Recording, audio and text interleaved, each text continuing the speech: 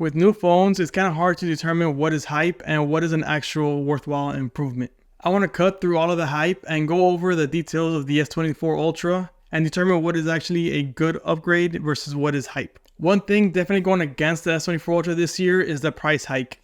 Yeah, it's only $100, and once you're going over $1,000 phone, it doesn't seem like it's that much of a deal.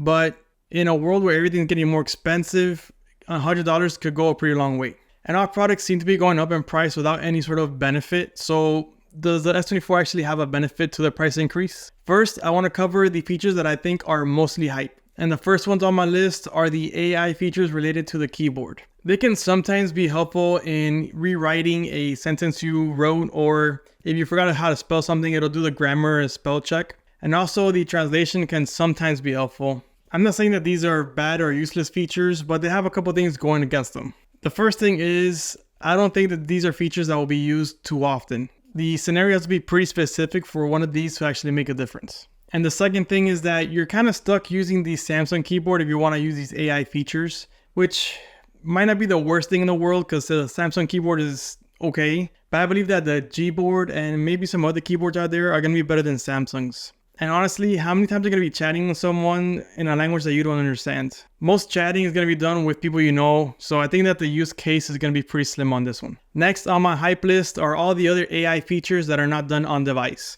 The reason I say this is because most likely these are the features that are going to be pushed to the S23 series.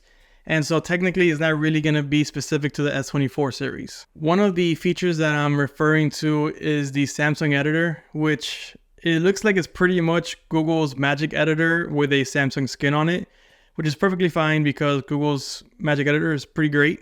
So it's just that it's not really something new per se. Another is the circle to search, and that's a great feature. I really do like it. It's super easy to use and it's gonna make searching a lot faster. But again, this is one of these features that's gonna be going to other phones. It's not specific to the S24 series, so it's not really something to be hyped up about. Also, the AI features that are associated with Samsung Notes.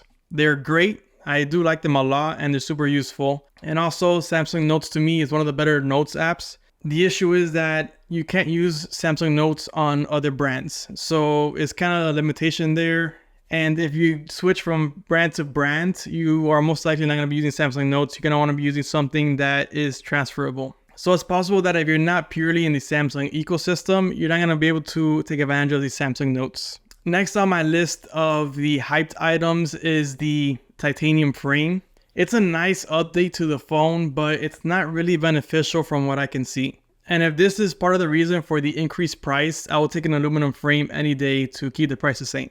I understand why iPhone did it because they went from stainless steel to titanium, and that's going to provide them with a lot of weight savings. But Samsung went from aluminum to titanium and it basically only saved them 1 or 2 grams. So really, I think it was just a marketing ploy in my opinion. I just hope that it at least makes it a bit stronger as well. Next, I'm going to cover the AI features that are more than just hype. The generative AI portion of the Galaxy editor is super useful and definitely not hype. This is actually a really good feature and is going to provide a lot of benefits for users. One of the biggest use cases that I can think of is if you take a photo that you need to rotate for whatever reason, you won't have to crop in. You can just let the generative AI create the outside or the borders of it so you can keep it the same size. The next useful feature is the ability to slow down normal videos. This is a feature that's going to help you save a video or make a unique version of the video that you already recorded. A great example of a use case would be when recording your children playing sports. You can actually record the entire thing in regular 30 or 60 frames per second. And if you see something that's really great, like they scored a basket on someone or scored a goal, you can slow down that moment and kind of make it feel like a highlight reel. The UI is also very intuitive. You can just tap and hold on the video while you're previewing it to watch it in the slow motion version. And that's just a temporary thing so you could view it in slow motion. And to keep it permanent, you can just edit the video and then you can control the speed right in there and save it. And you don't have to make the entire video slow motion. You can just select specific sections of the video to make slow motion. When I tested the slow motion feature, it blew me away because I couldn't even tell where the AI was going on. I couldn't tell that there was any distortion or anything. It just seemed like the video was recorded in slow motion. The live translate is also a really great feature. This is different from the translation of the text, and it's more useful because I think there's going to be more use cases in where you're going to come across someone that is speaking a different language that you might not know, and this will help you communicate with them. Now, it's not a perfect translation, but it will get you a translation that's good enough for you to kind of understand where they're coming from and what they need. And with time, I believe that they're going to be improving this, but just by users using it, they're going to get more information and they're going to be able to improve on the translation accuracy. Another great thing about the live translation is that you can do this offline. All you have to do is download the language pack and you can use it offline because it's done on device. And finally on my list are the non-AI features and upgrades that are more than just hype. My favorite non-AI related upgrade on the S24 Ultra is the screen. I love the fact that it has the integrated anti-glare coating on it. And this gives you such a great viewing experience when even in direct light. It kind of reminds me of the screen protector that OnePlus uses on the OnePlus Open.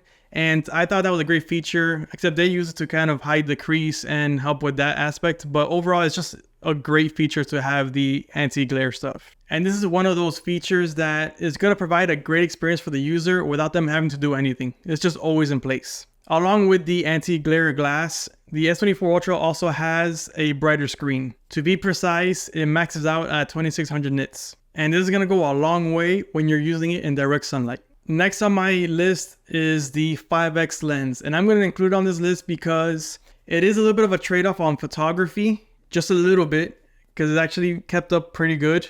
But it's a big improvement when it comes to video recording. And the reason I say that is because with photography, you can get away with having a bigger gap between your lenses because the computational photography can really clean up the picture so that you can't really tell as much that it's being extended. However, with video, you can easily tell as soon as you pass 2x that you're losing resolution. So because Samsung has an optical lens so close to one another, it provides a very consistent video recording experience, and the videos are going to be very consistent from 1 all the way to 10x. Or should I say 0.6 all the way to 10x. And I think overall, the video quality is going to outperform the S23 Ultra by so much that the slight reduction in range is not going to matter as much.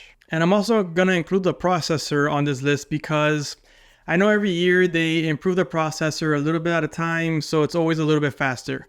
And yeah, so it's a little bit faster than the previous version.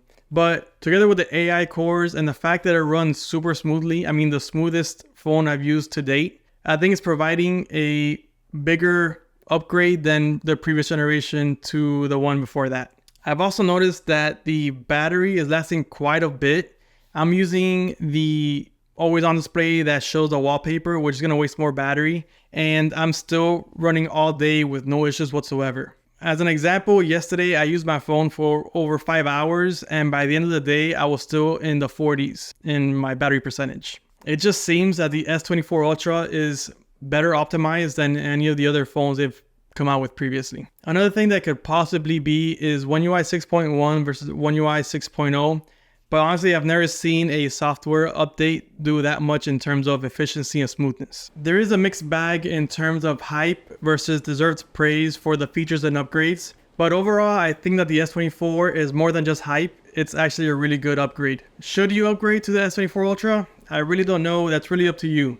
I find it hard to legitimize an actual year-over-year upgrade, so I will probably stick with the S23 Ultra if that's what I had. But if you are on the market for a new phone, the S24 Ultra does seem like a great option. And don't forget to take advantage of any trade-ins or deals to kind of bring the price down a bit when you're buying it. Hopefully you can find a deal that'll let you recover the $100 price increase. If you found this video helpful, don't forget to subscribe for more videos about the S24 Ultra and other products. And as always, I'll see you on the next one.